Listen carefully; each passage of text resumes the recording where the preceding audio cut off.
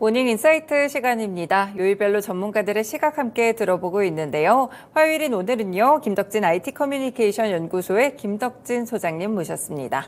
소장님 안녕하세요. 네, 안녕하세요. 반갑습니다. 김덕진입니다. 네, 저희가 이제 계속해서 인공지능에 대한 이야기를 그동안 꾸준하게 좀 해왔는데요. 네. 사실 이 챗 GPT가 인공지능에 대한 관심을 정말 크게 촉발을 했던 것 같은데 네. 벌써 챗 GPT가 만들어진 지 1년이 네. 됐다고 하네요. 네, 어떻게 보면 벌써고 이제야 1년이야 뭐 이렇게 그런가요? 생각이 될 수도 네. 있을 정도로 정말 1년 동안의 변화는 대단했던 것 같아요. 이제 작년 11월 30일이죠. 이제 챗 GPT가 우리 앞에 등장했고 또 우리나라에서는 특히 올 초부터 뭐 대통령의 관심부터 시작해서 네. 정말 많은 사람들의 뜨거운 관심을 받은 게 이 챗 GPT인데요.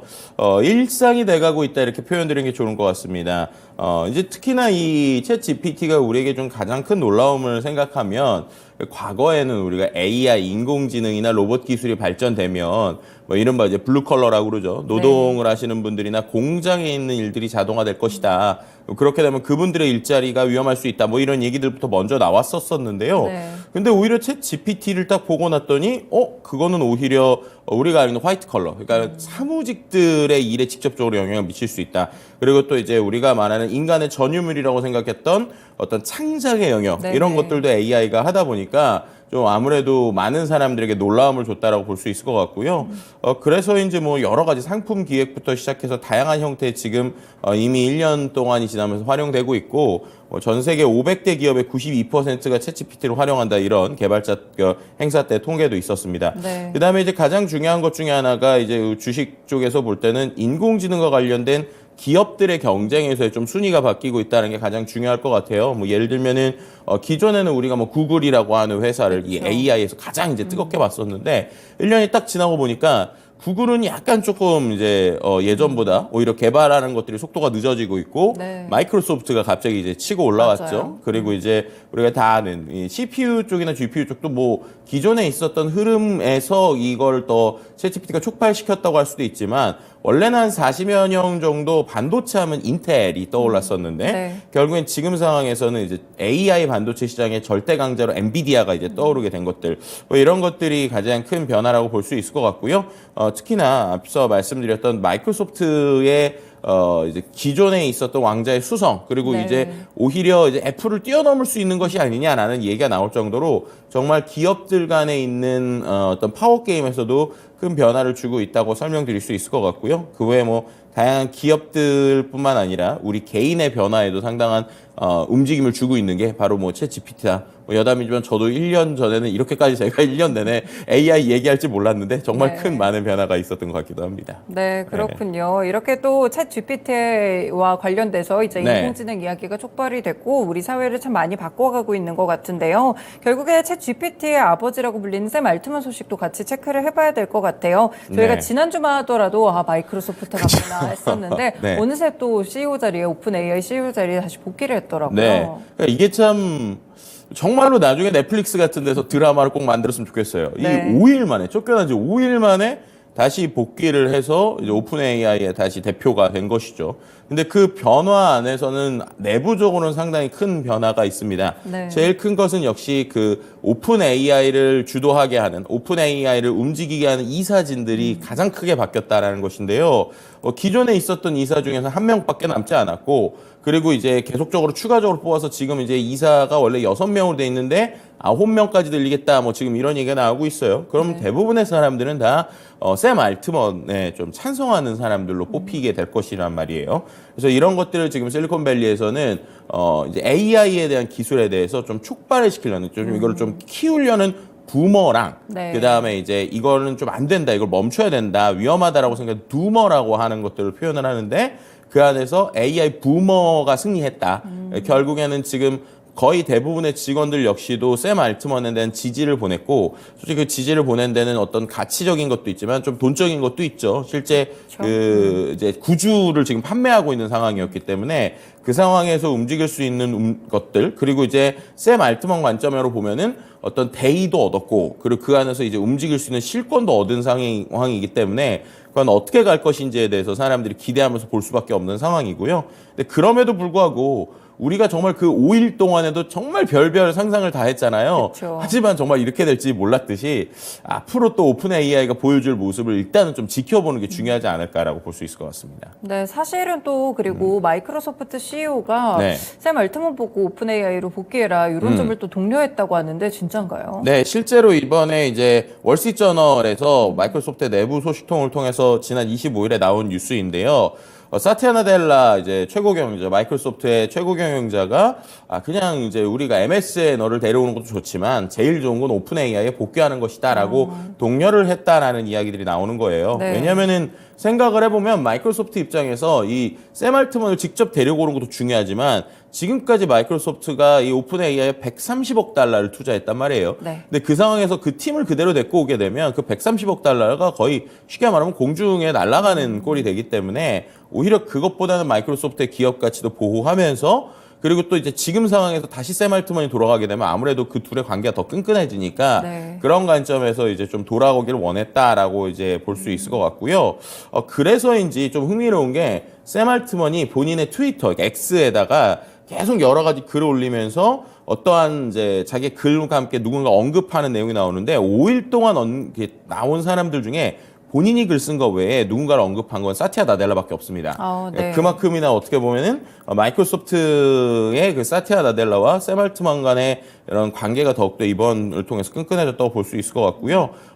결국 이 모든 사태에서 사티아 나델라가 좀 어른의 리더십을 보여주고 있는 것으로 좀 더 오히려 이제 해외에서는 추앙받고 있고 그 안에서 오히려 마이크로소프트의 가치도 지키면서 오픈 AI의 흐름도 움직일 수 있는 이러한 선택들이 이루어졌고 그 뒤에는 사티아 나델라가 좀 큰 영향력을 미쳤다라고 해석해 볼 수 있는 것이죠. 어쨌든 간 이번 사태로 인해서 마이크로소프트가 손해볼 네. 건 전혀 없었던 것 같아요. 오히려 그렇죠. 이득을 챙겨갔으면 챙겨갔을 네. 것 같은데 결국에 이제 챗 GPT 덕분에 마이크로소프트의 빙챗도 굉장히 주목을 받았어요. 네. 이 검색 시장의 파일이 좀 늘려가고 있을까요? 실제로 이제 말씀하신 것처럼 마이크로소프트의 빙챗이 우리나라 관점으로 보더라도 챗 GPT가 나오기 전에는 네. 거의 뭐 국내에서 아예 관심을 못 받았었어요. 네. 근데 이제 챗 GPT, 특히나 GPT-4가 이 빙챗에 탑재가 돼 있다 보니까 마이크로소프트의 빙이 좀 관심도가 높아진 건데요.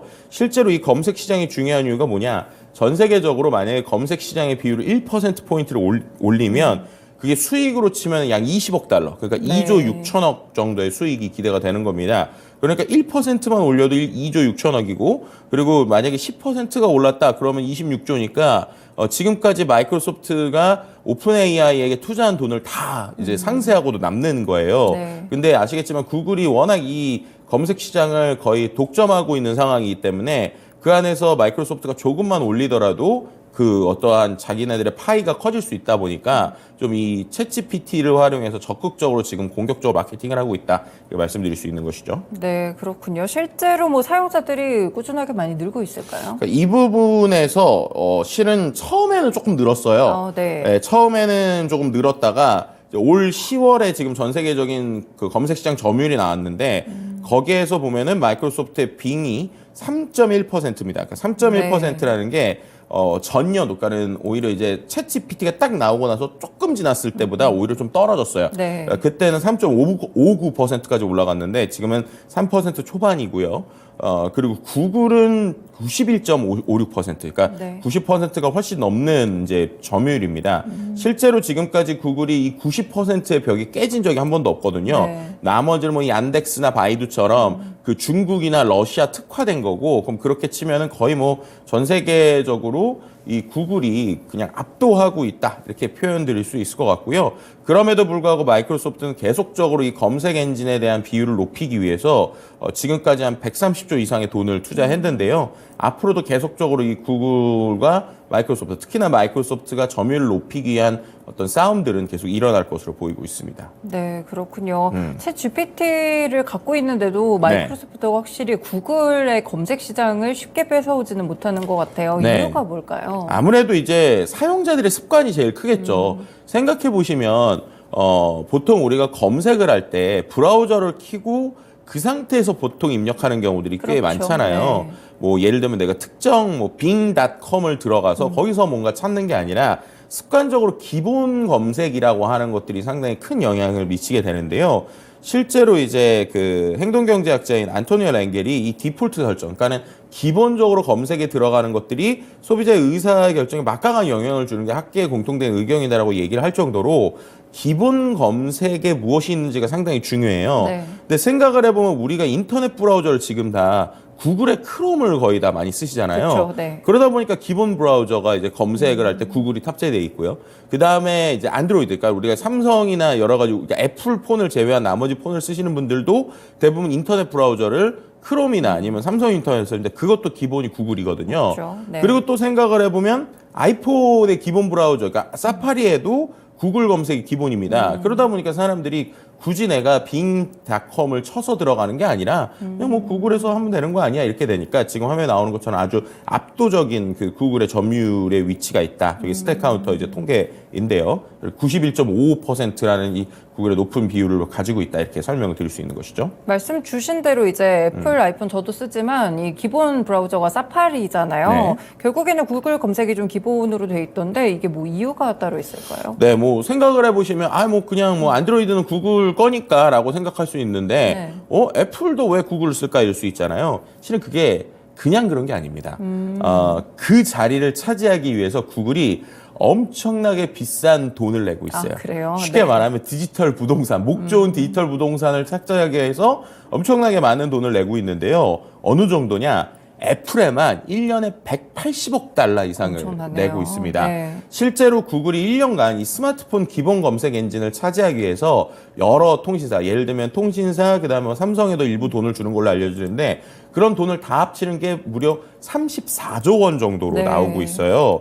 이게 이제 실제로 이번에 소송이 좀 있는데 반독점 소송 재판과 관련돼서 얘기가 나오면서 데이터가 공개된 거거든요. 네. 2021년에만 263억을 뭐 인터넷 브라우저 개발사나 아니면은 애플, 삼성, 파이어폭스 같은 스마트폰 제조사, 뭐 브라우저 개발사, 이동통신사에 준 것으로 지금 나온 겁니다. 네. 그러니까 그렇게 큰 돈을 주면서 이제 어떻게 보면 우리 거 먼저 써달라고 하니까 이제 어떻게 보면은 구글이 기본이다 이렇게 말씀드릴 수 있는 것이죠. 네, 그렇군요. 이런 과정 속에서 또 마이크로소프트가 구글을 네. 공격하고 있다 이런 얘기도 있더라고요. 네, 왜냐하면 실제로 이게 지금 이렇게 되다 보니까 그 미국 정부에서 지금 구글을 반독점 소송을 건 상태예요. 그렇죠, 네. 왜냐하면 이제 쉽게 설명드리면 이런 거죠. 너네가 90% 이상의 점유율을 차지했는데 그게 알고 보니까 자연스러운 게 아니었네라는 거예요. 그리고 너네가 그렇게 큰 돈을 줘가지고 대부분의 브라우저 회사들한테 그렇게 하다 보니까 새로운 브라우저가 클 수 없다. 네. 그러니까 넌 이거 반독점 소송이 걸려 있는 상황이다라고 얘기를 하고 있어요.